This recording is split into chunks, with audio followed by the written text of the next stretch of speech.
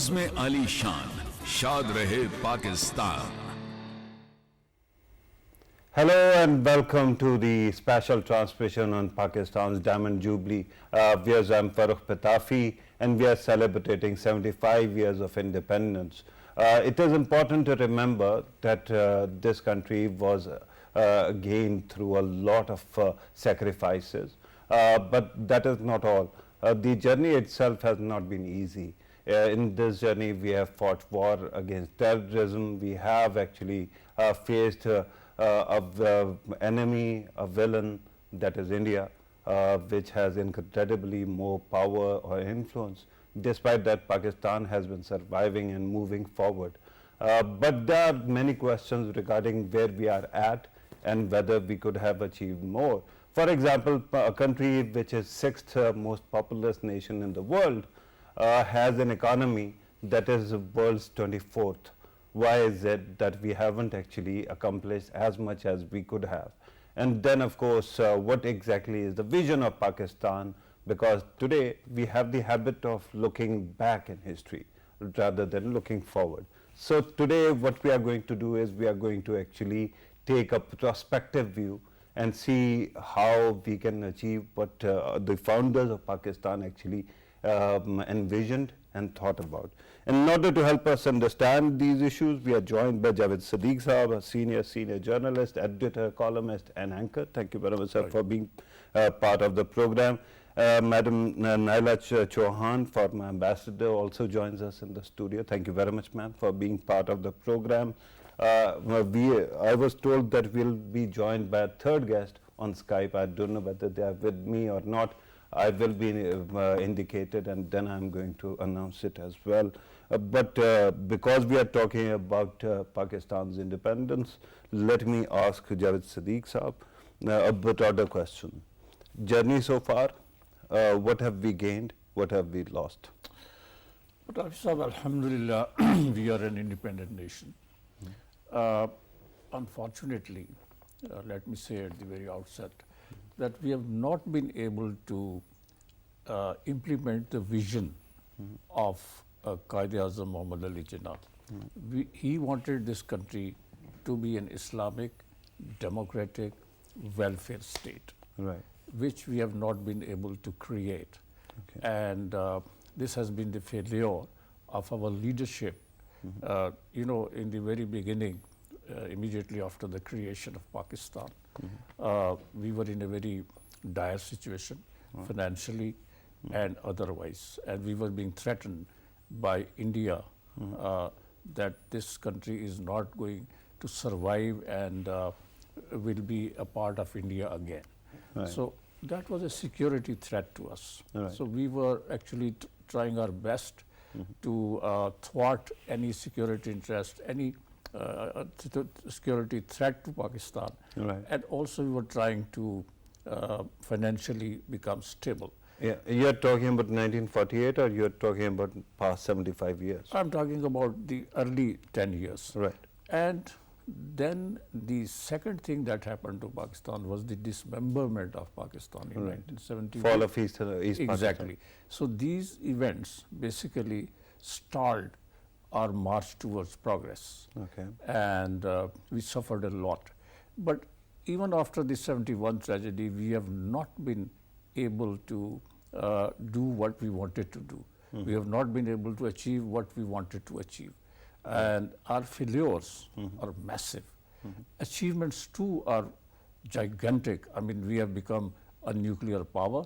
Right. And if you compare the statistics of 1940s and 50s and 60s, we are far ahead in terms of education. We are nuclear power, cricket power, Not right, only, many other not things. only cricket power, Yeah. but also we have achieved other things as well, Yeah. communication system and other things that we have achieved. Economically, we have a lot of potential and we have the potential to become one of the leading economies of the world. Right. But how to basically exploit that potential? And we are What going to strategy? talk about that. Allow me to actually bring in Ambassador Saiba as well. Ma'am, one aspect that is very important, India's government has been saying that they have managed to isolate Pakistan, or they are trying to isolate Pakistan If they were to be trusted, Gabriel Garcia Marquez wrote 100 Years of Solitude. It seems that if India was to interpret Pakistan's history, it would have been 75 years of solitude. But whether that is the case or not, in diplomacy, do you think that we have accomplished as much as we could have? Thank you so much. Azadi Mubarak to all fellow Pakistanis at home and abroad. This is an important question, but we should see it in a very realistic term. When you became independent, you did not get the full share of your assets. Yeah. India blocked it. जी अभी जैसे इन्होंने like he just said that you wouldn't have even got your independence if the other side believed that you had the ability to stand on your feet. Right. The fact that you stood on your feet, the fact that you became an important player in international community, the fact that you did join alliances because you had this sense of insecurity from day one because of the deprivation that was created for this newly nascent nation. Yet at that time they say that in the Foreign Office there was only one typewriter. Up, mashallah, it's a building and so many blocks and so many computers. But internationally you look at your image. Right. If Pakistan is respected, it is given that status, it's because of the success of your diplomacy. Right. So let's not measure ourselves from the prism of those who anyway didn't want to see you independent. Right. We should see ourselves from our own perspective. How did we start? Right. And how did we go forward? Right. So what we are talking about is meager resources or whatever we started with, and a country, a bully like India, actually always on your case, kept on actually bad-mouthing you, and yet not only you survived, you have come this far that you have very solid relationship with many countries, from China to the US to Arab countries and umpteen others, right? Is it exactly? Not only because when you started, it was USA. Yeah. It was USA because they were the ones who came around and gave you that support you needed.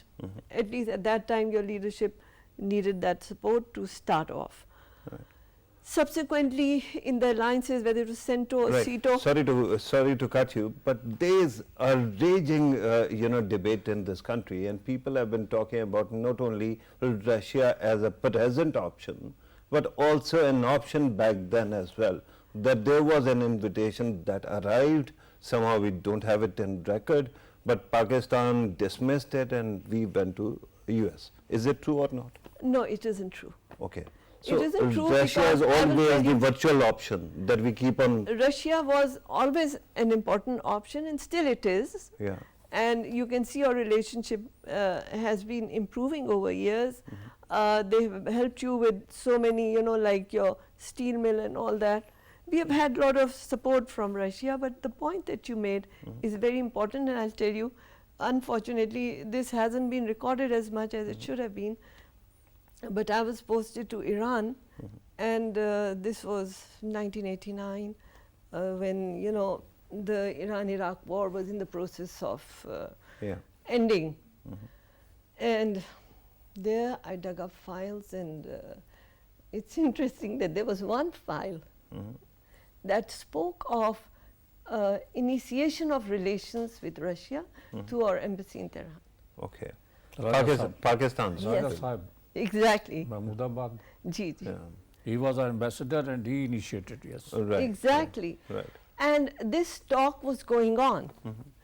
But at that time, from the files that I went through, the Russian side, which was at that time Soviet Union, was also keen. They reciprocated because the Russian ambassador in Tehran and our ambassador were very, very communicative with each other, and Raza Sahab was reporting to the foreign secretary, the then foreign secretary. Right. And now they welcomed the visit of Liaquat Ali. But they said that to start the visit, we need a representation in Pakistan that would organize the visit. Right, right. Now, that required procedures. So, they started with the Consulate General in Karachi. And the process was lengthy. Meanwhile, the invitation from USA had come. And they said, okay, this invitation is there because the Russian side itself had put in this caveat that once you have a functioning embassy, only then the visit will take place. It took time for the Russian embassy to become functional or Soviet embassy to become functional. Right. That's how it happened. So, Right. it wasn't that so we what didn't is the want it. lesson here? Not too many caveats. If you have caveats, you are going to regret it. I'm told that we have to take a small break. Please don't go away. When we come back, we are going to resume the discussion right from here. Take a break.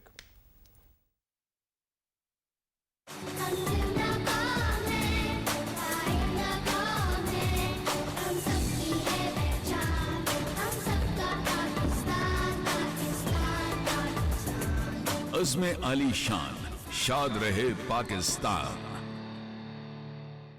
Welcome back to the special transmission on Pakistan's Diamond Jubilee. Viewers, we are continuing to comment on Pakistan's independence, 75 years of Pakistan's journey so far, and we will continue to do that. The two guests are carrying over from the past segment.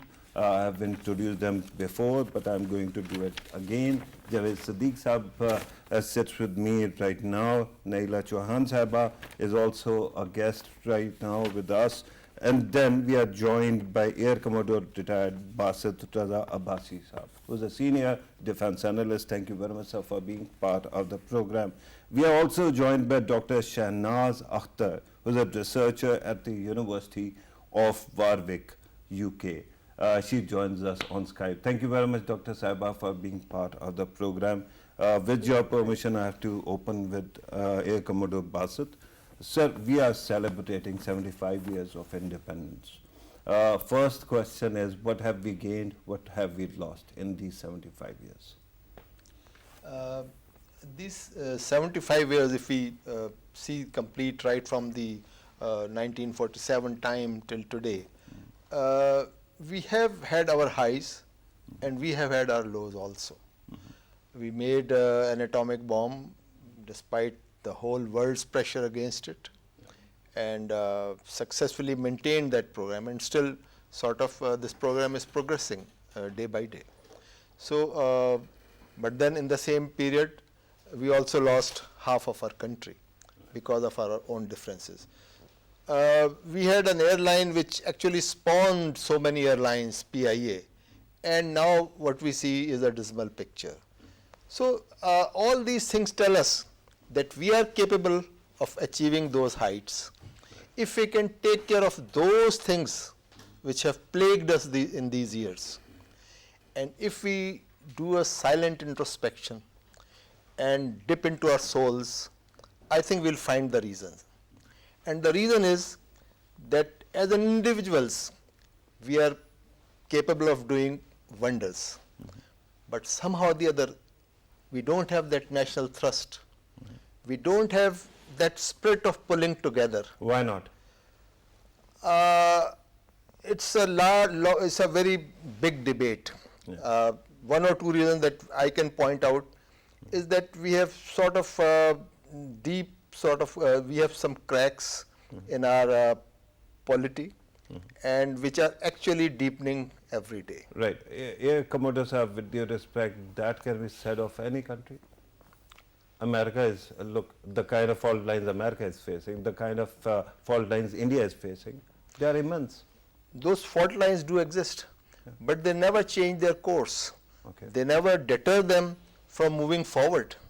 But somehow or the other, this infighting is our greatest enemy. Right. And what greater example than the loss of East Pakistan? We only lost it because of our infighting. If we were together, if we were respecting the system, if we were accepting those long established principles, this day would not have come. Is it not true that the fact that Pakistan lost half of its territory that causes some kind of insecurity in our hearts, and that's why we are always second guessing whatever we are doing. Otherwise, I mean, fall of East Pakistan was before my time. I mean, I cannot actually speak to that, but the fact is this country has been carrying on after that. Is it not true? That's true. But those differences have not died down. Those situations where the system was threatened because of our internal differences, Right. those problems and those threats still exist. And that's why I say that we have to sit down as a nation and decide that this is our future course of action. Right. And this is our path of economic progress. I think when I said that we made an atom bomb and we made a place in the Committee of Nations, at the same time, our economic weakness has brought us down to the lowest rank of the world hierarchy. Okay. So this is the new front. This is the new war That we which have to fight. master. Right, sir. With your permission, let me bring in Dr. Shahnaz Akhter as well. Dr. Saib, I understand that your work is essentially in colonialism and securitization during that period. But let us talk about Pakistan, especially Pakistan's foundation. What was the vision of founders of Pakistan? And what do you think, if I ask you what exactly is Pakistani dream? We have heard American dream, we have heard about many other dreams. What exactly qualifies as Pakistan's dream? Can you actually speak to that? I mean, yeah. I mean, firstly, congratulations on 25 years and happy independence to you all. I thought it was really interesting what the Commodore said, and I'd like to reference that, if I may, in my answer. I mean, the foundation of Pakistan, obviously 75 years ago, Jinnah's dream for a homeland, for a Islamic country where Muslims were able to practice their faith in freedom, and I think that's all part of the Pakistani identity. It's certainly something which 75 years on is a way, as diaspora people in the UK, we still connect to our Pakistani identity through our religion. 75 years on, there's been an extraordinary amount of stuff that's just come out on those personal stories of partition, and the one connecting thing has been the religion and the brotherhood. So for me, the Pakistani identity is intrinsically linked to our need and our faith, but also actually our identity as Pakistanis. And that's the identity which is linked to, as the Commodore said, successes and, sporting successes. So I feel like it's a really multifaceted idea. Do we have something as the equivalent of the American dream? I'm not sure the American dream is the American dream anymore. I don't feel like that, but I do feel like within Pakistan, if we were to follow the Islamic, Islamic ideals, it would be creating a nation where everyone will, Right. inshallah. I'm glad that you are talking about Pakistan's identity, which is very important, and one actually has to look at what constitutes that identity as well. But my concern at this moment is, you spoke about the ideal of Pakistan as an Islamic state. Could we not also interpret it as a homeland for the minorities of India? Yeah, I mean, of course, because there is nothing wrong with, an Islamic state and minorities go hand in hand. We know this is part of religion, and we know that actually in Pakistan there is a lot of minority communities. We know that there is a large African community. We know that there's a special link between the Sikh community. So I feel like even though our overall identity is Islamic, the way, for example, the UK's overall identity is Christian, and it doesn't mean, though, that we're not a home for minorities as well. Are we a home for minorities for India? I hope that would be a safe home for anybody that needed a home. Right. And that is a very important point. But regarding, Pakistan's identity, especially because you spoke about Pakistan's Islamic character. Pakistan's complete name is Islamic Democratic Republic of Pakistan. And some would argue that when you use name of religion, a country cannot be a republic, and it is very difficult to become a democracy either. You don't agree with that? No, I don't. I feel like the idea of democracy is giving people the idea to where they can speak within the way their country is run and the way that elections are run, and regardless of people's views on the political situation in Pakistan, actually the democratic institutions worked, and that is democracy. And so I don't feel like you have to have that. It's either religious or democratic. They can both speak to each other. And actually, I feel like religion actually, especially right, ma'am, I'm told that we have to actually take a break because the president is delivering his remarks. Let us first go there, and then we will resume from right here. Take a break.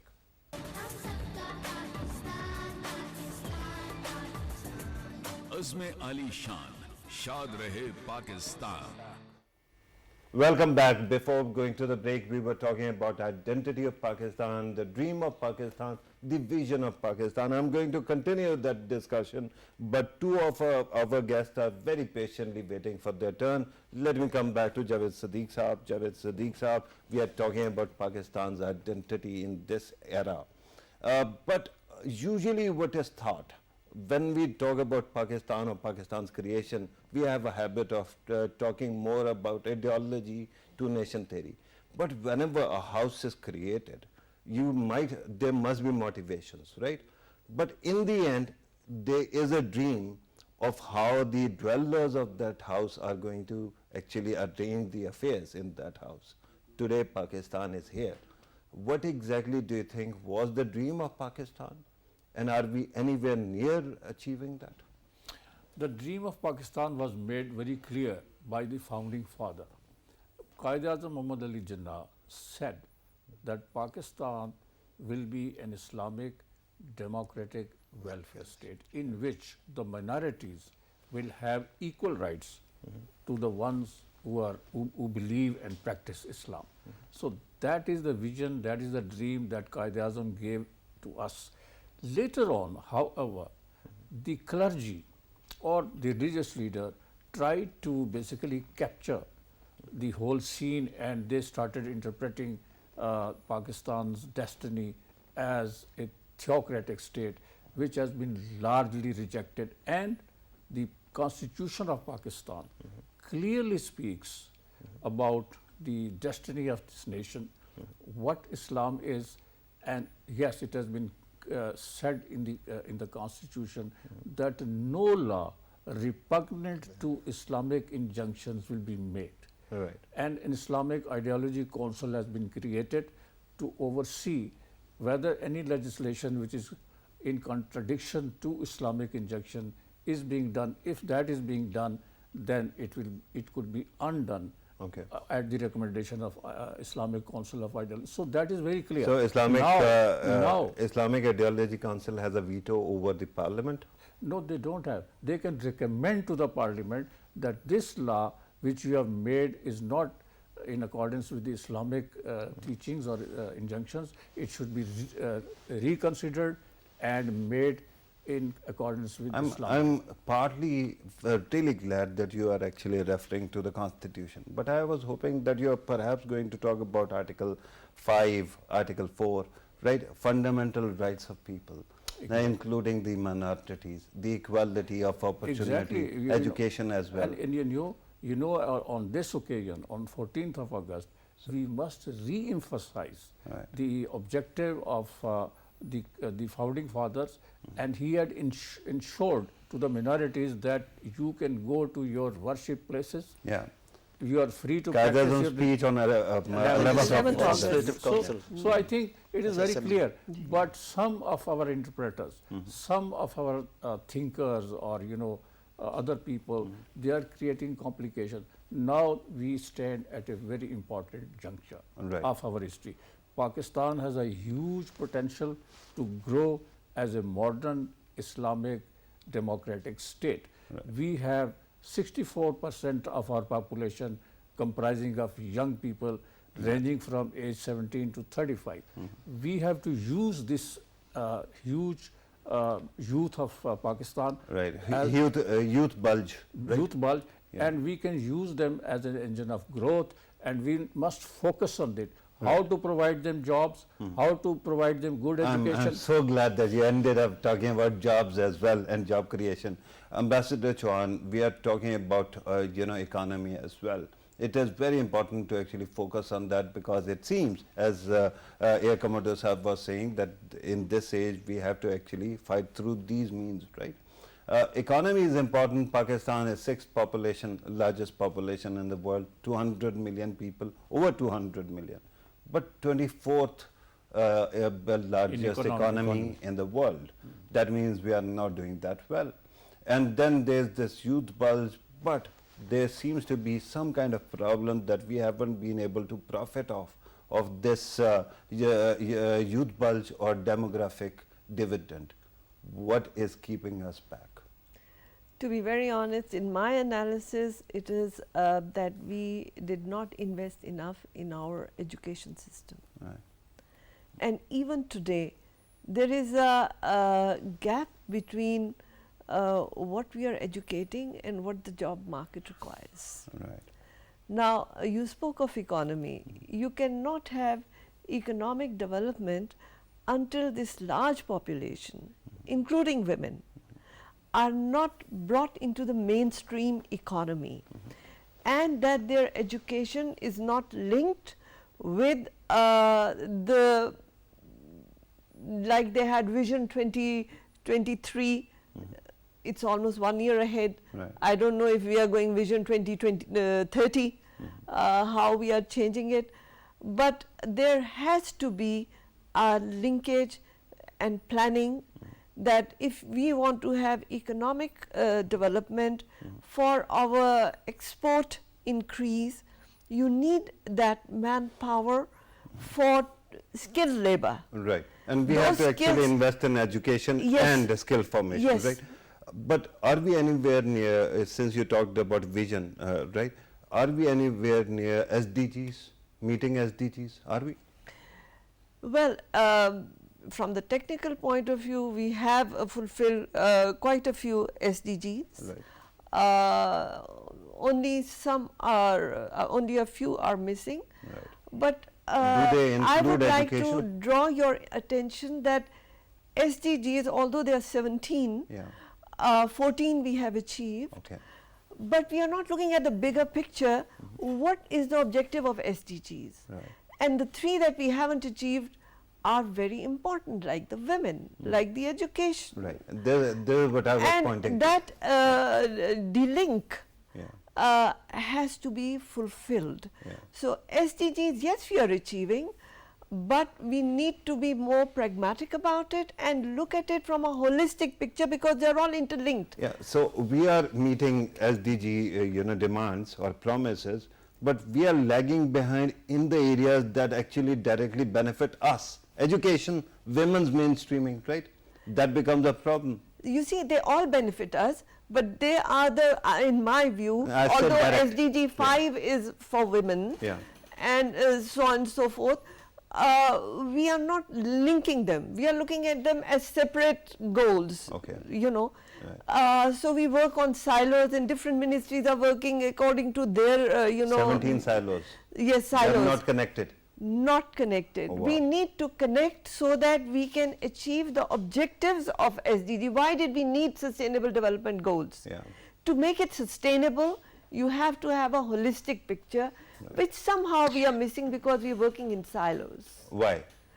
Because we have made these mandates for different ministries so rigid that they do not interact with each other. But there is one government. There is one cabinet. Indeed, there is one government, but this is how they have instituted provincial themselves. are separate, Yes, But I think, and then the devolution plan also created further gap, because the provinces did not have that wherewithal to be able to provide those facilities to the Provinces citizens. don't agree, by the way. No, They they will need that never revenue. give back all the powers that they have gained after I'm not talking 18th about Amendment. giving back power. Yeah. I'm saying they did not have wherewithal to implement those SDGs that were passed on to them due to devolution plan. Right. So 18th education, Amendment. 18th Amendment, that Devolution was the reason. to the provinces. So that created a gap also why the government could not achieve at grassroots level. Yeah, and let me take this question that just arose regarding lack of investment in education, sir. Air Commodore sir, I'm bringing this question to you. Why is it that education, that usually is #1 priority in any country, is not #1 priority? Our annual budgets miss the mark. We don't dedicate that kind of resources even on the provincial or local levels. Why is it so? Perhaps one reason is that we don't have a well structured policy, enduring policy. It's more of a firefighting approach. We have limited limited resources, and we find where it is most needed today. We don't have that privilege and that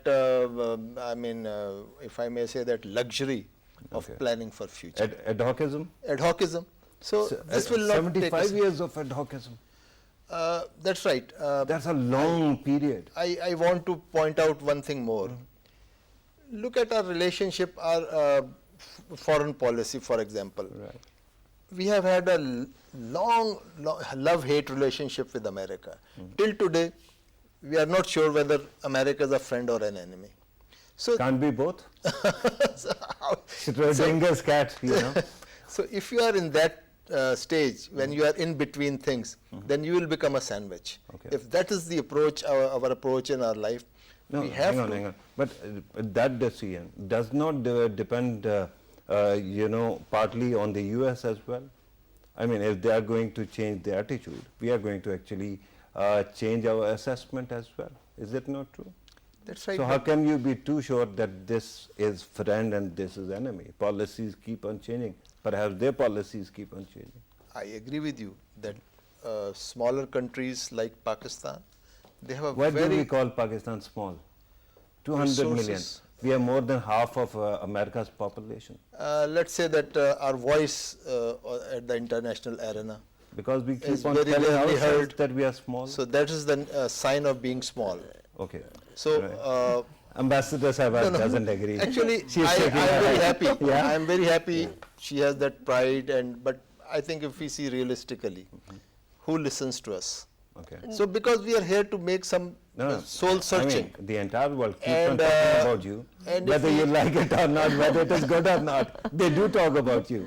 I would Right, like Ambassador? to add to For the wrong it, reasons. Pilab Sahab, with due respect to Basit Sahab, that we are always seen as punching above our thighs. Yeah. So as far as diplomacy is concerned, we have always been very active. And we are also very respected for that. Yeah. We have had a very mature foreign policy. We have not had a reactionary policy. But when you ask about ad hocism, in my view, it is because we have never had a government that fulfilled its 5-year mandate. Okay. And Not when even you- unelected governments that stayed for 8 years. Irrespective of whichever government, General Musharraf stayed for 9 years, 8 years. General Zia for Yeah, 11 years, yeah? yeah, but I'm talking about Elected government. elected governments. So why do we have to burden only the elected governments with all the blame? No, I'm They're- not saying they're- it's a they're blame. also an unelected if they government. had that choice, Yeah. then it would have been different. And good things were achieved at Ayub time also. Good things were achieved at Musharraf times also. Right. And but what you're talking about ad hocism is, in my view, because of those changes, because there's never been a smooth transition. Right. So whatever government came, then We- it tried undoing the other Recently, government. we had 3 very successful, smooth transitions. I mean, from a democratic government to democratic government, right? True, but every I mean, government there that can came, be politicization and people can use whatever arguments they want to, Yeah. but the fact is that a parliament ended and another parliament started, and that was elected. I'm told that we have to conclude, so you are going to conclude for us. I think whatever are failures and achievements of the past, let's forget them and let's move forward. Yeah. Pakistan has a huge potential. Forgetting past is not that easy. No. But you know, learning from Learning from it. the past mistakes. Yeah. Yeah. We have a huge future, a very, very bright future. Pakistan's a young population. If we take care of it, if we focus on this population, educate them, give them opportunities to grow their potential and exploit their talent, Pakistan can emerge as one of the leading nations of the region as well as And that is music to my ears. But the only thing is when you We have actually to- talk about future and you have to use we have to be if we have to and be buts, we that have becomes to a be problem. futuristic, Yeah. and our leaders must focus on the future of Pakistan. Right. With that, I'm told that we have to conclude the program. Javed, Siddiq sir, thank you very much, sir, for being part of the program. Ambassador Naela, Chohan, thank you very much, ma'am, for being part of the program. Air Commodore sir, thank you very much, sir, for your precious time. Air Commodore retired Basit, Raza, Abbasi sir, thank you. And then also Dr. Shahnaz Akhter joined us on Skype briefly from the UK. Thank you very much for your precious time as well. Viewers, you have listened to our participants. The discussion and this transmission will continue. Pakistan has only covered 75 years of its journey. Hopefully it will keep going on till the end of times. Because of that faith, we also have faith that we are going to perform better the next year. This was today's program. Thank you very much for watching. Take care.